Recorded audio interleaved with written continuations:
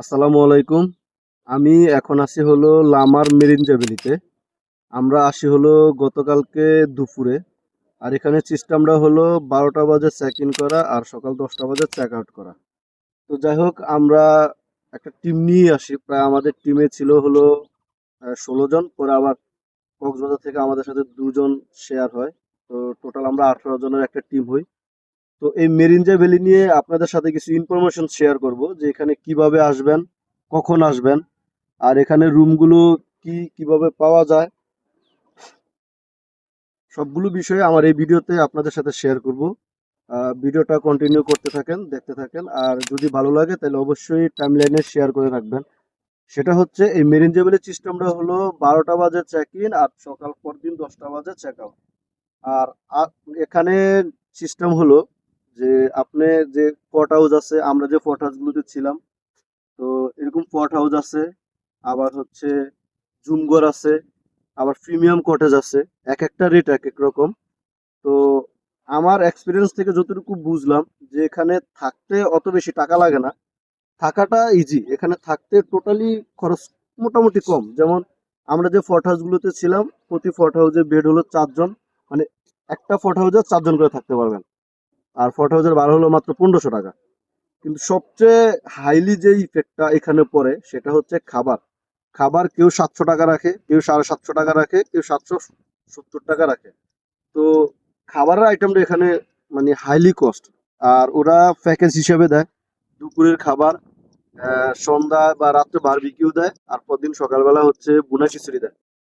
তো খাবারের মানে যে মেনু আর খাবারের যে আইটেমগুলো দেয় ওই অনুযায়ী 750 টাকা অনেক বেশি। সত্যি কথা বলতে এইটাই, আমি বাস্তবটা আপনাদের সাথে বলতেছি, সেটা হচ্ছে খাবারের দামটা একটু বেশি। আর থাকার জন্য যেই রেট, এটা ঠিক আছে।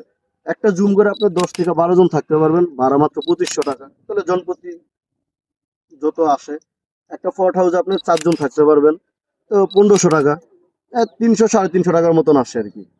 তো থাকার থাকা একেবারে রিজনেবল, কিন্তু খাবারের প্রাইসটা বেশি। যাই হোক, আর আরেকটা হচ্ছে বাইক নিয়েও আসা যায়। আর বাইক ছাড়াও আপনারা দেখা গেছে এই চকরিয়া বাজার থেকে বা চকরিয়া বাস স্ট্যান্ড থেকে চান্দারগাড়িতে আসতে পারবেন। যে কোনো ভাবে আসা যায় এখানে।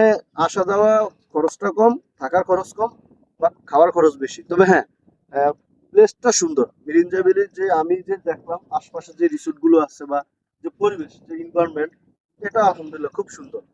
তো সমস্যা নাই, আমরাও আসছি। আমি আমার বাস্তব অভিজ্ঞতা থেকে আপনাদের সাথে শেয়ার করছি এখানে থাকা কেমন, খাওয়া কেমন, কি আসে বিষয়। আর একটা কথা হচ্ছে, আপনারা যখনই আসবেন এখানে আগে থেকে রুম অ্যাডভান্স বুকিং করে আসবেন, কথা বলে আসবেন। না হলে পরবর্তীতে পাওয়া যায় না। সেটা হচ্ছে ছুটি বা কোনো ওকেশনে যদি আসেন। আর আরেকটা হচ্ছে, যদি ছুটি ছাড়া আসেন, ছুটি বা কোনো ওকেশন ছাড়া যদি আসেন, তাহলে আলহামদুলিল্লাহ আপনি আইসাও ইনস্ট্যান্ট অ্যাভেলেবেল রুম পাবেন।